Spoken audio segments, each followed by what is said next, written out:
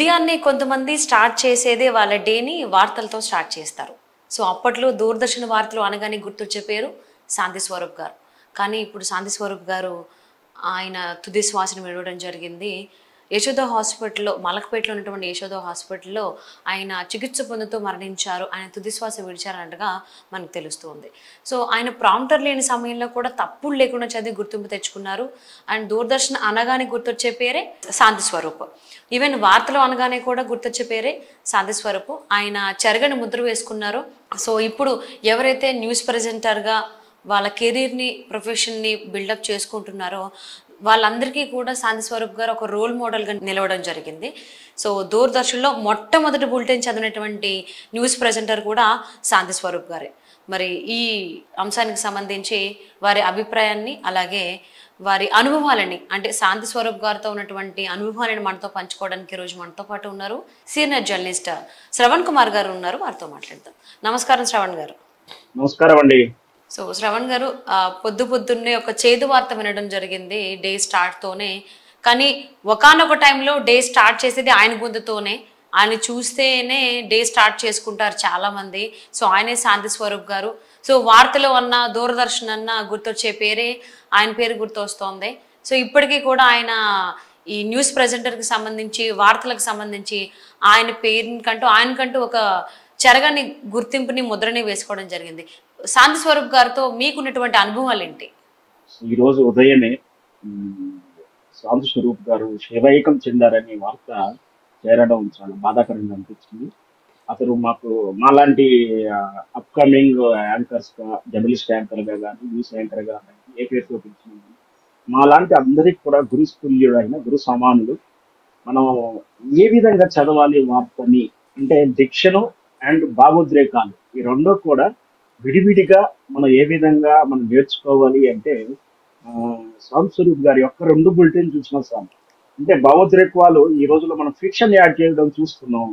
అలా కాకుండా ఎలాంటిది అంటే తను ఒక మాధ్యమంగా, అంటే ఒక వార్తను నేను కాదు చెప్పేది, ఒక వార్త చెప్తున్నాను, చదువుతున్నాను అంటే ఒక భావాన్ని, సంతోషాన్ని ఏదైనా సరే తను ఒక వక్తగా వ్యక్తీకరిస్తూ తెలుగు డిక్షన్ ని స్పష్టంగా పలుకుతూ వార్తలు ఇచ్చినటువంటి శాంతి స్వరూప్ గారు మన తొలి తెలుగు న్యూస్ రీడర్ గాను, మన తెలుగు తొలి న్యూస్ యాంకర్ గాను భావించవచ్చు. మొట్టమొదటిసారిగా 1983 నవంబర్ 14వ తారీఖు బాలల దినోత్సవం సందర్భంగా దూరదర్శన్లోని తెలుగు కార్యక్రమాలలో ప్రారంభమవుతూ, తెలుగులో న్యూస్ బులెటిన్ ప్రారంభమైనటువంటి ఆ కార్యక్రమంలో మొదటిగా చదివిన వ్యక్తి శాంతి స్వరూప్ గారు. అంటే మన Telugu news bulletin first anchor, news reader Shanti Swaroop garu. ఆ తొలితరం నుంచి కూడా, తొలి రోజుల్లో కూడా ఆయనకు ఆ మొదటి బులెటిన్ నుంచి మనం నేర్చుకోవచ్చు. అంటే అతను స్వతహాగా తెలుగు విషయంలో కానీ, వ్యాఖ్యాన వక్తగా కానీ తన తొలి బులెటిన్ లోనే తన స్పష్టతను, తన ఐక్యాన్ని నిలబెట్టుకున్నాడు శాంతి స్వరూప్ గారు. మనం పొద్దున్న ఈ తరం అంటే ఈ 2000 తర్వాత కాకుండా పూర్వం అందరూ కూడా ఉన్న వాళ్ళందరికీ చూసుకుంటే వాళ్ళ వార్తలు వినాలన్నా, ఏదైనా విషయం తెలుసుకోవాలన్నా శాంతి స్వరూప్ గారి బులెటిన్ కోసం వెయిట్ చేస్తూ ఉదయం, సాయంత్రం ఆయన వార్తల ద్వారానే విశదీకరించుకుంటూ వార్తలు చూసి విష పరిజ్ఞానం పెంచుకున్నటువంటి ఎంతో తెలుగు ప్రేక్షకులు ఉన్నారు. ఈరోజు ఆయన విధిని శివైకం చెందారని తెలియడం కొంచెం బాధాకరమవుతుంది. గతంలో మనం చూసాం ఎంతో మంది ఇప్పటి తరంగా కానీ అక్కడ యాంకర్స్ వస్తూనే ఉన్నారు. వాళ్ళని కించపరచడం కాదు, కానీ ఎదురుగా ప్రాంప్టర్ అంటాం మనం, ప్రాంప్టర్ ఎదురుగా స్క్రీన్ కనిపిస్తూ ఉంటుంది. అందులో చూసి కూడా చదవడానికి కూడా అచ్చులు, హల్లులు పలకలేకపోవడాలు ఇవన్నీ చూస్తున్నాం. కానీ ఆ రోజుల్లోనే సుమారు 5 లైన్లు 6 లైన్ల వాక్యం, అంటే సుమారు 1 నిమిషం ఒక వార్త మొత్తం కూడా వితౌట్ ప్రాంప్టర్ లేకుండా డిక్షన్ తోటి స్పష్టంగా పలుకుతూ, భావోద్రేకాలు లేకుండా, ఎలాంటి భావద్వేషాలు లేకుండా స్పష్టంగా ఉచ్చరిస్తూ, ఈ తరం వారికి కాదు భవిష్యత్తులో ఇంకా 100 తరాలు వచ్చినా కూడా అతను మాత్రమే ఇనుక్కు, అతను మాత్రమే ఆరాధ్యు, అతను మాత్రమే గురుతుల్యుడు అవుతాడండి. అవును. సో ఆయన 2011లో దూరదర్శన్ నుంచి పదవి విరమణ పొందడం జరిగింది కదా. సో అప్పటి వరకు కూడా ఆయన సేవలు అందిస్తూనే ఉన్నారు. ఆయన చూసిన తర్వాత చాలా మంది కూడా యాజ్ ఎ న్యూస్ యాంకర్గా, న్యూస్ ప్రెజెంటర్గా మన కెరీర్ని, మన భవిష్యత్తును కూడా ప్లాన్ చేసుకోవచ్చు అనేటువంటిది చేసుకున్నారు అనే దాని, అంటే ఇన్స్పిరేషన్ పొందారు అనే దాని గురించి మీరు ఏమంటారు? ఖచ్చితంగా అండి. నేను వాస్తవానికి డెస్క్ అంటారు వ్యవహారిక భాషలో మీడియాలో.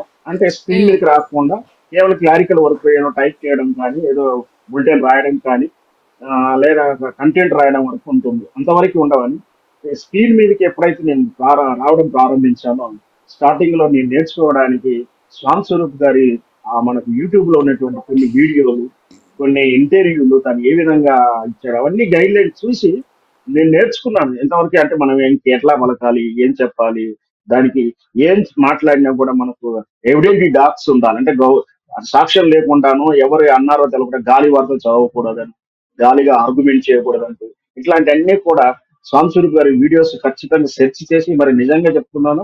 దగ్గర దగ్గర నేను 8 నుంచి 9 12 వీడియోస్ అవైలబిలిటీ ఉన్నాయి నా సాంస్కృతిక గారి. అన్ని ప్రైవేట్ వీడియోలు కానీ, దూరదర్శన్ బిట్స్ కానీ, కొన్ని దూరదర్శన్ అఫీషియల్ గా కొన్నిటి మాత్రమే ఆన్లైన్ లో పెట్టింది. వాటిని బులెటిన్స్ అన్ని కూడా నేను చూశాను.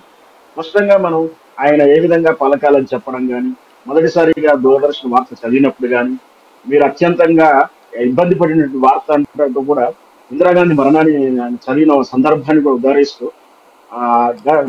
మనకు తెలుసు ఇందిరాగాంధీ గారి హత్య ఉదంతంలో ఈ దేశవ్యాప్తంగా ఆందోళన కూడా 11-15 రోజులు ఆ ఊచకోతలు నడిచాయి సిక్ కమ్యూనిటీ మీద కానీ, ఢిల్లీ అల్లర్ల విషయంలో కానీ.